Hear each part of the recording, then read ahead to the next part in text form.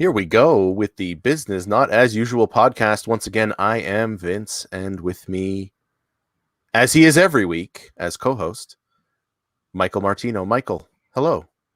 What's shaking, Vince?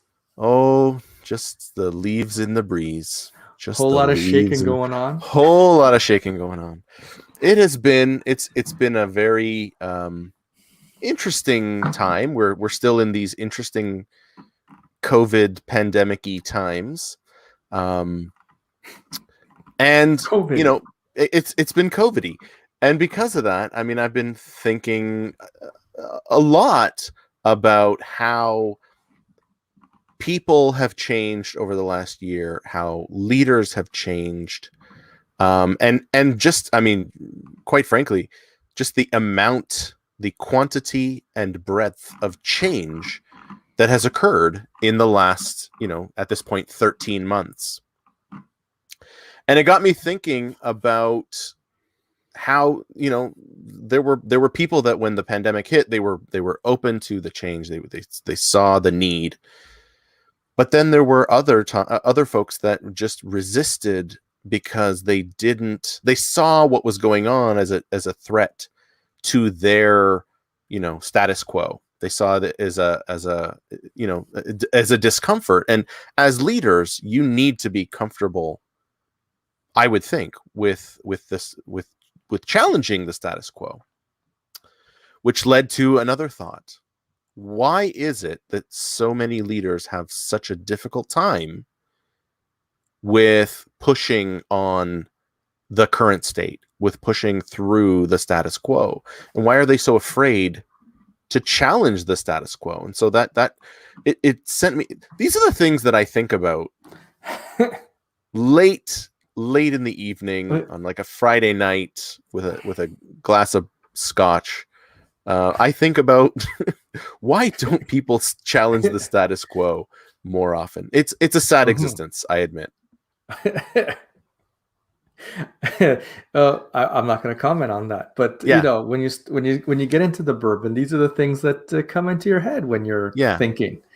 So, okay, yeah, because let's get into it then.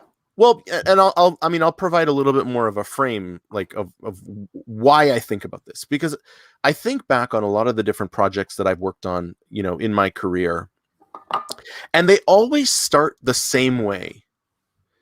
All the leaders are in a room, they're talking about how they're going to push the envelope and bust through the paradigm and think outside the box and all these other sort of colloquialisms. But then as the work starts, they default back into, well, we can't do that. It's too risky, or we can't do that because it's that's not how things work around here. And so it starts with these grandiose ideas of change and innovation and growth.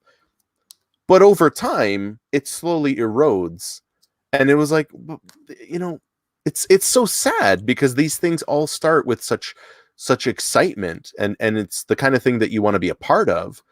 But over time, it's like, I just want off the ship. And so It got me thinking, why are leaders so afraid of challenge, of being a challenger? So maybe let's start with one that comes to mind, and it's maybe doesn't fit the bill of being afraid, but does lead to things not changing. And that's and you've talked about this a bunch of times, Vince. Just because someone's good at their job, it doesn't mean they're good leaders. So you may technically be good at building widgets, and you're like the best widget builder in the history of the company, but it doesn't make you a good leader of widget builders. Right? Of widget builders. So you could have some leaders that are in the modernization, transformation, or just regular, how do you move the business along, that have been at the company for a while, but they haven't evolved themselves as leaders. And so they're just still the best widget maker of all the widget makers. And so when it comes to change, if they're just really good at making widgets, how do they modernize if they don't know any other way of building that? They're just really good at that one way of doing it.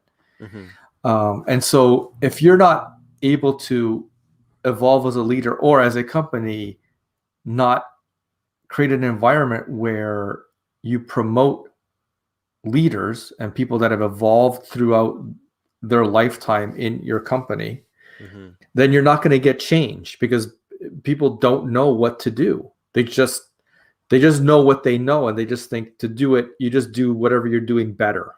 Mm-hmm. But that's not change.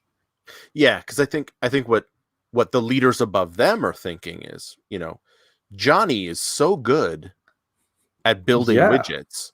Let's make him the manager of widgets, and then he'll help everyone else be better. Because he was the best. Because he was the best. And that's the best damn widget maker you ever seen. Yeah. Johnny the widget maker. Now, what you actually really need there is not to promote Johnny, because he might, as good as a widget maker as he is, he might not be a great leader. He might not be a leader of people. What you need to do is figure out what Johnny's doing, or have good ideas, or have good. He may be really good. He may not have good ideas. That doesn't help you solve problems, right? That to help you transform or move your business forward, right? And so what you need to do is certainly model Johnny's widget building behavior, and what is his process, and how does he do it, and figure out what that secret sauce is, and do that. But you don't need to necessarily promote Johnny if he or she aren't in a position to take on the responsibility of leadership.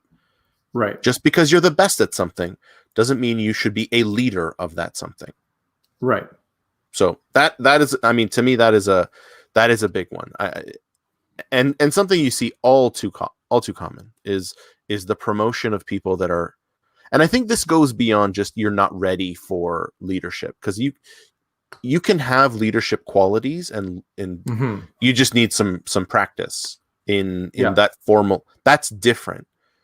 When you're a leader, you're there for your people, and if you're still managing the building of widgets because you are a widget builder, and that's, you default back to what you're not actually helping bring change, which means when it comes to transformational work, you're still going to be stuck in this is how we built widgets in 2010, and that's how I want to do it in the future, because you can't see the forest because there's too many trees in the way.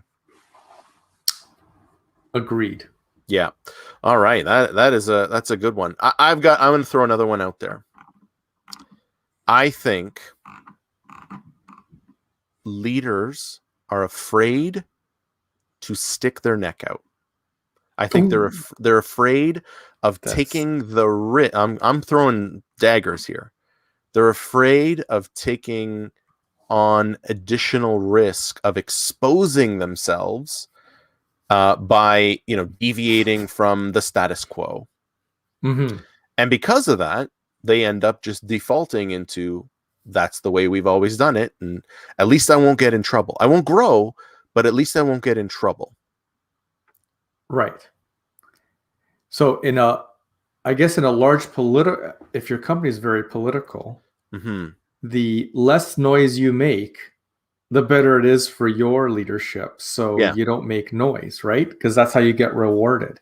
So, so that's the cynical way. But some people are just afraid of taking that risk. How about if I do something wrong? Right. My brand is disrupted, or I've always been like someone that people look to, and now I put forward this idea and it didn't work. So now what are people going to think of me? So that aversion of risk is very real, but it doesn't help you move the needle on either your transformation or new lines of business or things like that. So if you have leaders and you have a culture where leaders are afraid to take a chance, you can't change. No, unless unless that risk taking comes from above them. But Right. that's not necessarily where you want your transformation coming from. I think in transformational work rather, you need support from above. Mm-hmm. But I don't know that you're necessarily looking at, your C-suite or your most senior executives to drive the transformation from a tactical perspective. No. You want them to set the strategy, you want them to set the vision, but you don't want them actually being hands-on. In fact, I advise folks, the less you see senior leaders at like workshops, the better. Right. Because if they're Absolutely. there, it means there's a problem. Yes. So yeah. So don't have them there. That's absolutely true, Vince. I know. You just triggered me. Uh-oh. If you see a bunch of not even your C-suite, but if you're in workshops and then all of a sudden like your boss's boss shows up out of the blue, and it's not for a rah-rah session, you know something's going wrong, because they're there to lay down the law, and because the reports and the statuses are not going the way they want them to be, and they're not liking what they're hearing, so they're going to come and tell you to get your act together. So yes. Well, yeah, and they need to see it for themselves, right? Because until then, it's hearsay and conjecture. Yeah. But if they can see for themselves what's going down, chances are you're going down. Yeah, that's right. Like, you are going down. Yeah. So the one I want to couple with that, Vince, is afraid to take risk, which goes hand in hand with not wanting to turn accountability onto yourself. So risk is one thing, but taking on more accountability. Like, you're rolling good, you got your schedule. Now, adding the risk of, we should probably do it this way, and then going, I'm going to sign up and take that accountability. That is like another level. And there's not many people that want to do that. There's not many people that are like, I got a good gig going here. Why do I want to do that much disruption and put more accountability on myself? Right. Because especially if you've got this feeling that things are fine. I'm good. Things are good. I don't need to do anything different. I'm rolling. I get, I'm making good money. I have good work-life balance, all that other stuff. Then why do you want to take on that added responsibility? But you don't want that. You don't want that agitation. But I guess what I'm saying is you should, because that's how you as a leader are going to grow. You totally should. But I think if we're saying, if we're going to challenge the status quo is not the funnest thing in the world. And so not wanting to draw attention to yourself is for sure a way. Like, if you're going to draw attention to yourself, you're really hitting the status quo, and you're going to have to go up against peers and talk about, things that need to change in maybe their area, and people don't want that accountability. It's tough. It's hard to be that change all the time. Yeah. Yes. As someone who almost makes a career out of, let's try some new stuff. It can get exhausting, and there are times where I find myself wondering, what am I doing? Like, why do I continue to fight for change? Because I'm just shooting myself in the foot. And the truth is, even though it sometimes feels like that, that is the right thing. Like, doing the right thing is always the right thing. And so if you're in a situation where you recognize a better way of doing something and that you can help bring that change, I think just you have a responsibility to at the very least stick your neck out there and take that responsibility on to say, there is a better way, and we can I can help. And that's, Mhm. I think that's what this one is. And when you talk about accountability, it's almost avoiding helping, because you're just going with the flow, Right. right? And Because that sometimes it's easier to go with the flow. it is, the default is always the easiest option. Right. I mean, that they basically leverage that in the field of behavioral economics to get people to do things Right. that, like you leverage the default to get a certain behavior, because Mhm. more often than not, people do not deviate from the default. It's easy to stay in a state of inertia. It's hard to get moving. It's comfortable. It's It's also that's very it. comfortable and like a warm blanket and a cup of coffee. It's Yeah. to come out from underneath that blanket is tough. And so Yeah. when you shine that accountability on yourself, you're putting yourself on the line. Mm-hmm. And that, I mean, that goes hand in hand with what you were talking about for sure. Yeah. Now, let's build on that a little bit, because if that is the feeling in your organization, then you really have to wonder, is your organization, is your business even ready for change? Is it Right. even ready to accept the change that you are proposing to bring? Because if it's not ready, then you have that bigger, cultural issue that needs to be tackled before you get into the bringing of change. Yeah. So are you ready for change? Mm-hmm. And let's say you say yes, and we'll go back to our presentation, the Mm-hmm. missing pieces of transformation. Do you have the tools, or have you done the Right. work to be ready? So Right. I mean, there's like if we add to that, organizationally and culturally, are you ready? But then are you then have the tools and the people and the right people and the training and the Right. and the way you work? Do you have, is the organization ready for all of that Right. when you're going to go up against the status quo? Because the status quo is well established. Mm-hmm. It's well entrenched, has infrastructure, it has the train, it has all those things. And now you're trying to disrupt it. And you could talk about it, but there's lots of work, and being organizationally ready to Mm-hmm. tackle the status quo is another story besides Mm-hmm. telling the story. I saw a lot of that, what you just described, with organizations moving from one project delivery model to another. So moving from waterfall to agile. Right. We're agile now. Just magically. Great. Do you have have you given the training? No. Have you done any? Have you changed how you are planning to deliver a product? Have you changed your PMO? No. Have you No. changed your delivery teams? No. Have you? So and on and on and on. Like, Right. you need to put that work in. I get that a lot with process improvement, with the like the Six Sigma stuff. Yeah, we want to be. I mean, you tell, if you go to an organizational leader and say, do you want to be more efficient and more effective? It's a pretty easy answer, right? Yeah, of course I do. Nah, it's fine. I don't want to be Yeah, efficient. of It's course for I do. losers.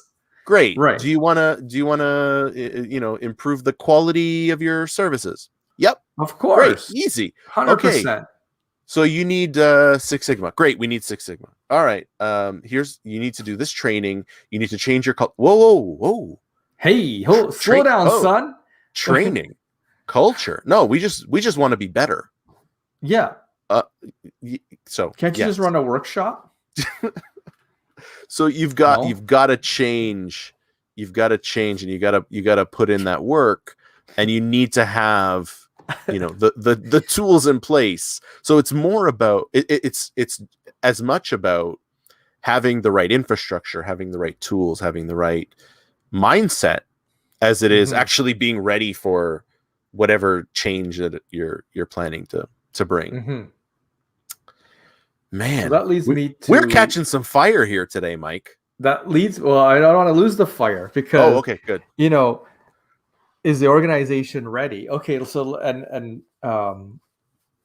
is it ready with the tools? But then it's where do you even start? How do you even start Right. to tackle the status quo? And I think, again, not to keep promoting, but we did talk about, you have to, how do you start small Mm-hmm. and show that these new ways of working, or this new like, hey, you should do Six Sigma. Like, okay, Mm-hmm. let's tackle this one thing with it.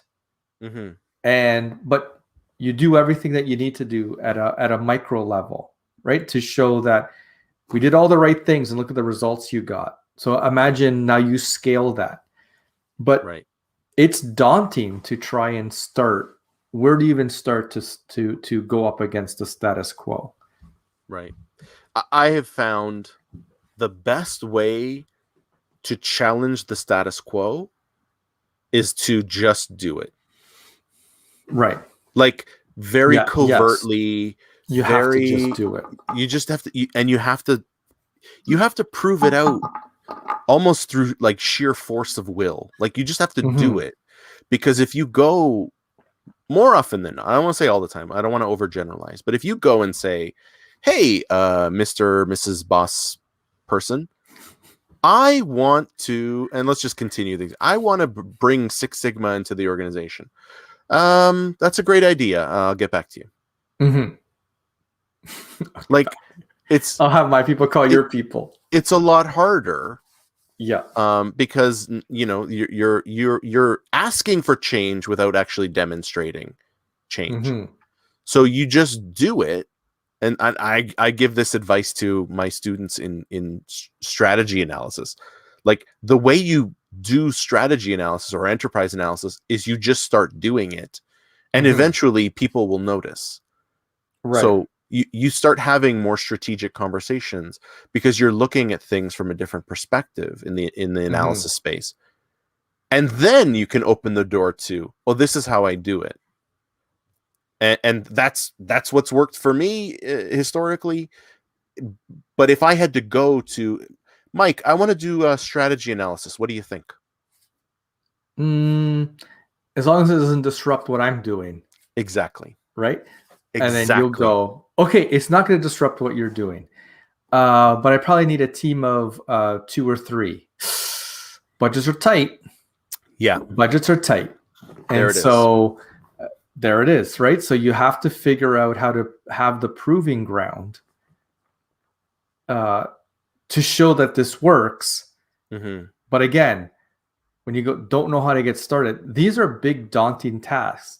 Like not having the backing, not having the resources.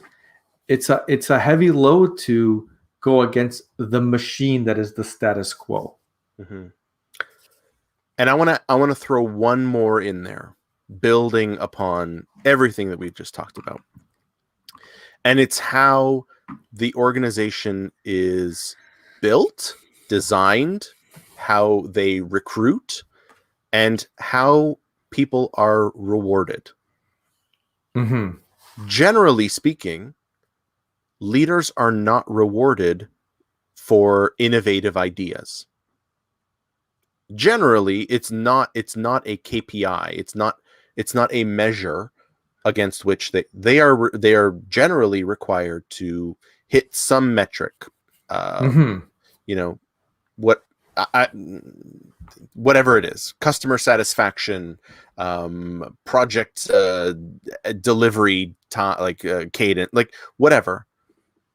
They aren't rewarded for taking on new things and failing. I mean, well, taking on new things and failing, that's like a double whammy right there. If you take on a new thing and deliver, you take on a new thing and fail, oof. But I mean, anytime you're doing something new, there is an inherent risk of failure. And I think absolutely that by and large, we don't encourage that because we don't reward experimentation. We don't celebrate failures in that sense. And I'm not saying, go out and fail spectacularly and just failure after failure. Like eventually you've got to have some wins. But if you are not being rewarded for stepping outside of the comfort zone and trying new things, then you aren't going to do it because it's really not in your best interest. There's no incentive for you to behave that way because it's not how you are being compensated. It's not what you were recruited to do. And so it is much big. It requires a change to the entire organization and in how you recognize and reward your leaders. And how do you then encourage them, getting back to sort of behavioral economics, how do you incentivize them to innovate and to change? I'll build it upon that. Yes. That's what this show's all about. Building on ideas. So imagine in a public facing company, what you just said is heightened 100% because in a private company, there's all those things. But when you're public facing and you have like the scrutiny, no one wants to be in the paper, or your leaders don't want to be in the paper. So keeping that status quo is even more important. Like keeping things quiet and under wraps is not it's important. It's actually rewarded. Right. You kept everything good. You kept it moving. No disruption. So I didn't get any complaints about you last year. Imagine how difficult it is to challenge. We've been talking mostly around private companies, but this one that you just brought up really takes hold if you're working in public sector companies. And I think it's bigger than that too. I think you're referring to like government agencies, government organizations, where it's even but I think even not-for-profits don't want they don't want the noise. So that's what I mean about more public facing companies, right? Well, I think it is private companies that are publicly traded because they have shareholders that they're accountable to. So you have government agencies that are accountable to their citizens and to the taxpayer. You have non-for-profits who are accountable to their donors. You have, publicly traded companies who are accountable to their shareholders. I mean, all that really means is we're leaving this experimentation to true startups. And I think that's unfortunate because, there's an opportunity for all of those organization types that we just described to experiment in a safe way, but to experiment and try some new things. The opportunity's there. Are you willing to grasp it, or are you more open to let's just go with the flow, man. Just go with the flow. So I think what we've proven is it's the right thing to do, but it's a hard thing to do. Oh yeah. It's easy to go disrupt the status quo, and I don't know why people don't do it. I think we've just kind of shown why they don't. We're not saying not to, but we're also have some empathy of why it doesn't always happen. And see, that's one of the reasons why I like this show, because yes, we, by and large, we get very tactical and we this is what you do and this is how you do this. This one's a little bit harder to talk about from a tactical. Yeah, it's more up in the clouds. Yes, it is. It's more philosophical, but it's also the acknowledgement that, look, we're telling you this is what you can do, and these are some of the things that can cause you to reject change, but let's acknowledge it's hard to do. So tactically, we can give you some suggestions, but that is also dependent on your specific situation. So you know what I mean? I like this. This is one of the few shows I actually listen to myself, and not just to hear myself talk.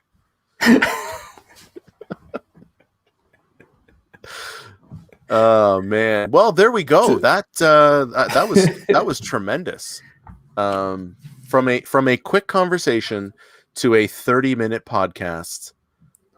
all of this can be yours if you just subscribe to the Business Not As Usual podcast. Do we need to point down like everyone's a point? Yeah, down here, subscribe, or up here. Go. You got the pineapple if you're watching the video. If you haven't seen the video, check it out.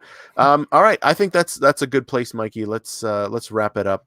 As always, we want to hear from you. You can hit us up and let us know what you think on this or any other subject that we've talked about in the Business Not As Usual podcast. But for Michael Martino, I am Vince Mirabelli. This has been the Business Not As Usual podcast. We will catch you in the next one. See ya.